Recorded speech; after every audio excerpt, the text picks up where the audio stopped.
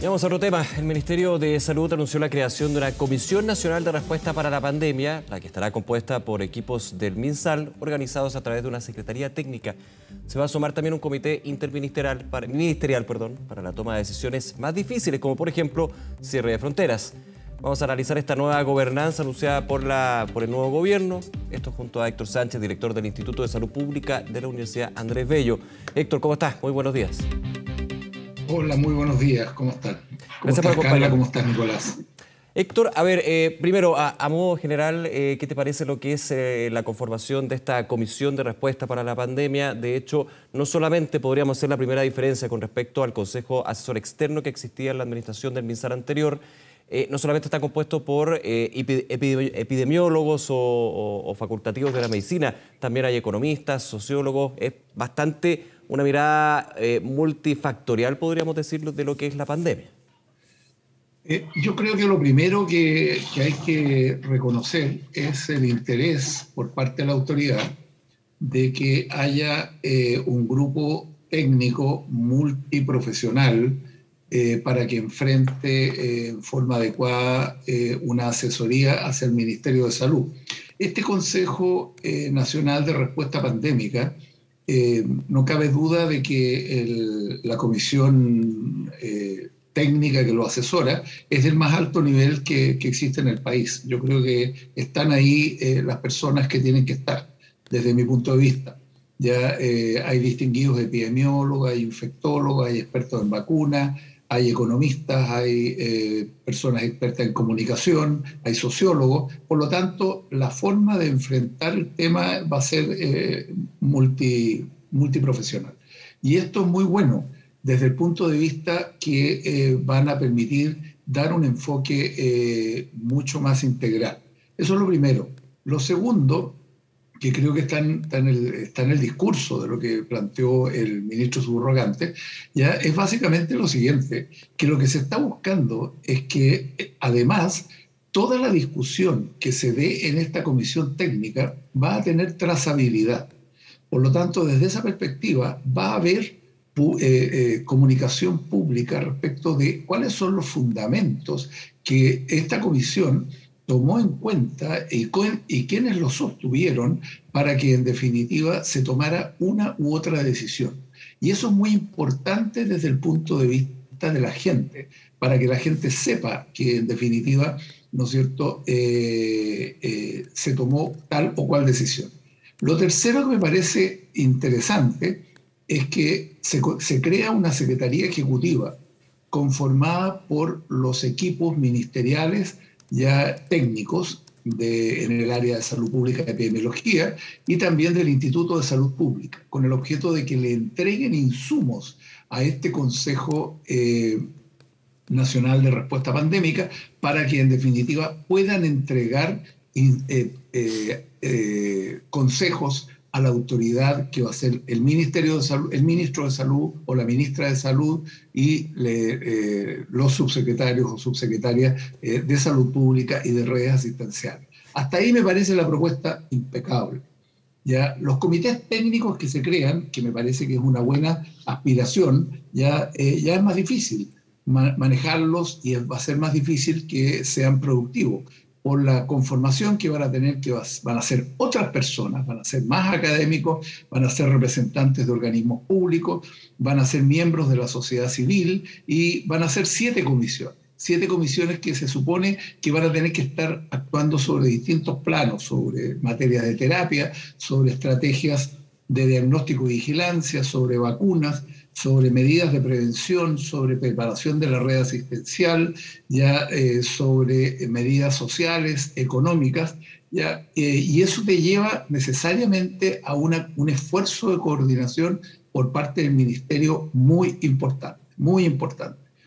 Por lo tanto, desde esa perspectiva, ojalá que esta segunda parte funcione adecuadamente y que le permita contar a este Consejo Asesor y al equipo ministerial directivo que dirige todo este modelo para que en definitiva podamos tener buenas decisiones que conduzcan a la pandemia.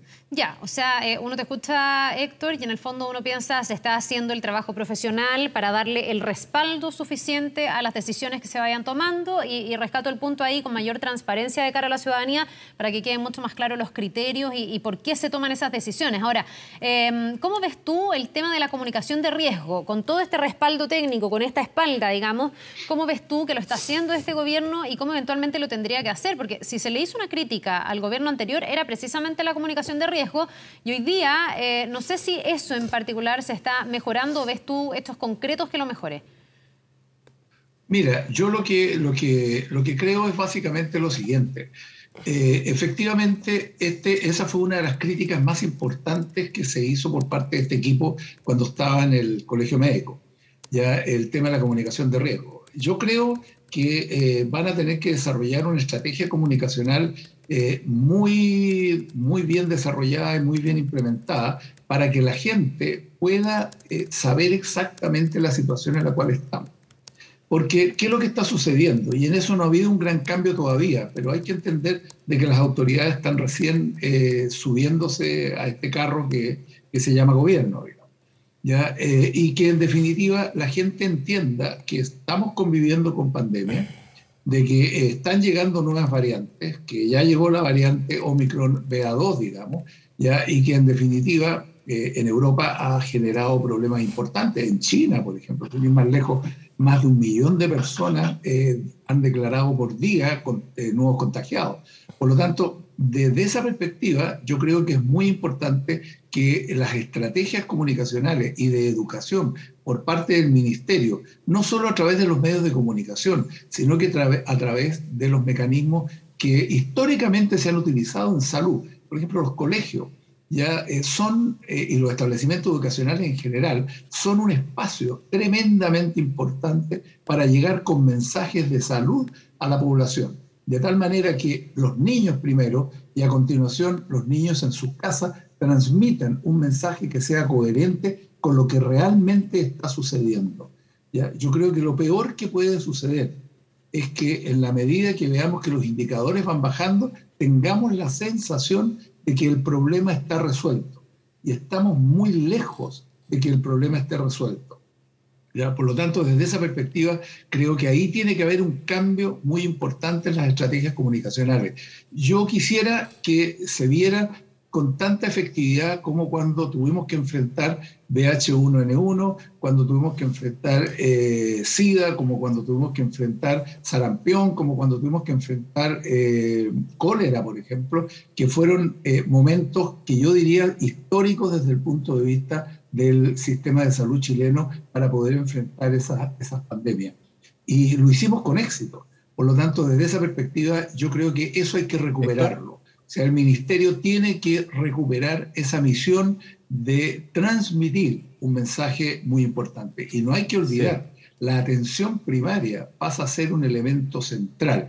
Y eso también forma parte del discurso que yo he escuchado de parte de la autoridad, en términos de que la atención primaria sea un brazo ejecutor de las estrategias preventivas y educativas también por parte de la autoridad pública. Ahora, voy a ponerlo con este siguiente concepto, convivencia entre la Comisión Nacional de Respuesta para la Pandemia y quien toma finalmente la decisión, que es el gobierno, a través del presidente de la República, por supuesto, y también el Ministerio de Salud, la ministra y subsecretario. ¿Cómo se debería llevar esa convivencia? Yo recuerdo que en la administración anterior, en esta gobernanza de la pandemia, existía un consejo asesor externo de destacado facultativo y facultativa, pero que muchas veces se sabía, trascendía o se criticaba que en la decisión final, es decir, la que tomaba el gobierno, no se tomaba en cuenta el 100% o muy poco de las recomendaciones del Consejo, o se tomaban en cuenta muy tarde. Eso es un tema que está ahí presente. ¿Podría, crees tú, generarse lo mismo? ¿Cuál tiene que ser también la relación? E insisto, la convivencia entre esta comisión multitemática, digamos, con quien toma las decisiones finalmente, que es el gobierno. Mira, aquí hay dos temas que hay que considerar. Uno de los reclamos que hacía el anterior Consejo Técnico de la anterior administración era que no recibía la información necesaria y los antecedentes y en forma oportuna para que tomaran decisiones y pudieran hacer recomendaciones. Por lo tanto, desde esa perspectiva, aquí hay un cambio porque se crea una Secretaría Ejecutiva y esa Secretaría Ejecutiva, ¿no es cierto?, va a aportar información en forma permanente a este Consejo Asesor. Eso es lo primero. Lo segundo que creo que es importante tener presente es que hay un equilibrio muy delicado entre un Consejo Asesor y un Consejo que en definitiva toma las decisiones. Yo creo que es una mala cosa que el Ministerio perdiera la capacidad de conducción ya de las políticas públicas. No se ha dicho, pero sería muy peligroso que en definitiva los temas quedaran en manos de un consejo asesor y que posteriormente las autoridades solo fueran, ¿no es cierto?, una caja de resonancia de ese consejo asesor. Aquí tiene que haber un equilibrio, tiene que haber un diálogo, y en ese equilibrio y en ese diálogo se tienen que poner arriba de la mesa los argumentos que tiene la autoridad política responsable, porque no nos olvidemos de ese punto. La autoridad política, por el hecho de crear este consejo asesor, no deja de tener la responsabilidad completa de la conducción de la pandemia. Este es un consejo asesor y, por lo tanto, desde esa perspectiva, algunas de sus recomendaciones se van a poder tomar y algunas de esas recomendaciones no se van a poder tomar. Lo que importa van a ser cuáles van a ser los argumentos que, en definitiva, se tomaron para hacer una recomendación en particular, cuáles son los fundamentos técnicos, ya desde el punto de vista epidemiológico, desde el punto de vista de salud pública, desde el punto de vista social y económico, para tomar una determinada medida. Y cómo la calibra la autoridad política, que tiene una mirada mucho más comprensiva, más alta, ya que permite, ¿no es cierto?, balancear aquellos aspectos técnicos con los aspectos políticos que necesariamente la autoridad política tiene que tener en cuenta. Aquí una conducción de pandemia no solo se hace con aspectos técnicos, hay aspectos que son tremendamente importantes, que en definitiva son de carácter político. Y eso la autoridad ministerial tiene que asumir esa responsabilidad y por lo tanto tiene que manejar este equilibrio. Héctor, no cabe duda que van a haber momentos en los cuales va a haber diferencia entre lo que la autoridad política plantee y lo que los consejos técnicos planteen, no cabe duda. Lo que importa es cómo se resuelvan esos conflictos, cómo se resuelvan esas diferencias y que sea transparente la resolución de esas diferencias, de tal manera que la gente tenga conciencia clara de que en definitiva estas diferencias se resolvieron en base a criterios técnicos o políticos debidamente justificados que hagan que sea la mejor medida para la comunidad. Héctor, quiero llevarte a un tema más amplio. No quiero bajarle el perfil a la pandemia, pero evidentemente no estamos en el periodo más crítico. Ese periodo ya lo pasamos y esperemos que no lleguemos a ese escenario otra vez. No lo sabemos. Todo esto está en el fondo en desarrollo. Vamos a ver y estamos aprendiendo. Pero por ahora no es el peor momento de la pandemia. Y te quiero preguntar porque no sé si desde estos organismos, yo me imagino que no, me imagino que en otros profesionales tendrá que recaer la misión de atender a la otra pandemia, a la pandemia como paralela que ha dejado esta pandemia. Muchos ciudadanos dirán ya, ok, qué bueno que tengamos una buena gobernanza del COVID, pero el COVID también ha ido generando una merma y un deterioro en la atención de salud de muchas personas en otras materias que son también mucho más transversales y más largas en el tiempo. Tenemos más de 2 millones de personas en listas de espera, para decir algo, digamos, para poner un ejemplo sobre la mesa. ¿Qué debe hacer este gobierno en ese sentido? Porque me imagino que desde el punto de vista de la salud hay un desafío enorme que convive con la pandemia, que obviamente no ha pasado. Mira, dos cosas, Carla. Lo primero es que efectivamente tú tienes razón. La pandemia nos va a acompañar, yo creo, sin lugar a duda, durante todo el año 2022, eventualmente parte importante el año 2023, por una razón muy simple.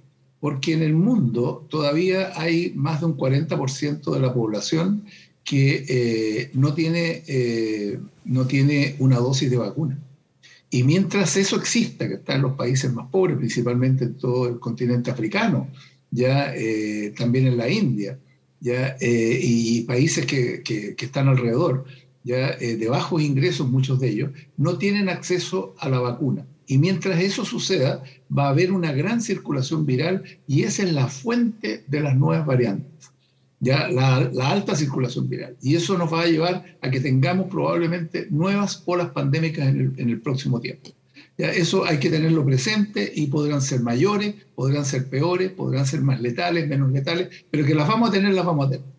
¿Ya? Lo segundo, respecto a lo que tú estás planteando, efectivamente, la segunda gran pandemia que la veníamos viviendo antes de que tuviéramos COVID-19, pero que se ha agravado con COVID-19, es la pandemia de las enfermedades crónicas. Y la pandemia de las enfermedades crónicas nos están llevando a que una parte importante de la población esté en listas de espera, que son enfermos crónicos, que no han sido atendidos para un diagnóstico oportuno, que no han sido atendidos para un tratamiento oportuno, ya sea quirúrgico o no quirúrgico. Y esto se está traduciendo en mayor nivel de personas que están falleciendo producto de estar en la lista de espera. La última estadística del Ministerio, que está obligado a entregarla a la Cámara de Diputados, la que corresponde al año 2020, el primer año de pandemia, más de 35.000 personas fallecieron en la lista de espera, ya no GES. Y de esa, aproximadamente entre un 20 y un 25% son personas cuyo fallecimiento tiene alguna asociación con la espera.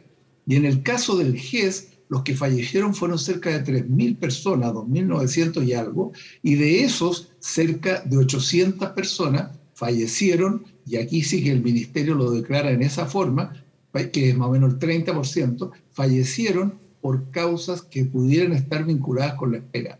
Este es un gran problema que tiene el Ministerio de Salud.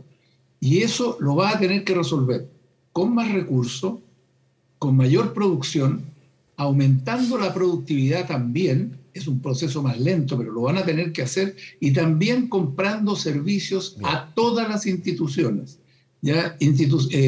Hospitales institucionales de las Fuerzas Armadas, de las universidades, ¿ya? Y del sector privado, comprando en forma inteligente, de tal manera que toda la infraestructura existente, toda la capacidad del país se ponga al servicio también del manejo de los crónicos. En algún minuto, cuando tengamos que medir históricamente cuál ha sido la consecuencia de esta pandemia, y lo vamos a medir con lo que se denomina el indicador de exceso de mortalidad, ya nos vamos a dar cuenta que una parte muy importante de los fallecimientos ya van a tener relación más con aquellas personas que no atendimos oportunamente o que no pudimos atender, ya más que las que murieron directamente por COVID. Héctor Sánchez, director del Instituto de Salud Pública de la Universidad Andrés Bello. Héctor, como siempre, muchísimas gracias por esta conversación con nosotros. Que te vaya muy bien. Un placer, gusto de saludarlos, Nicolás y Carla. Muy buenos días.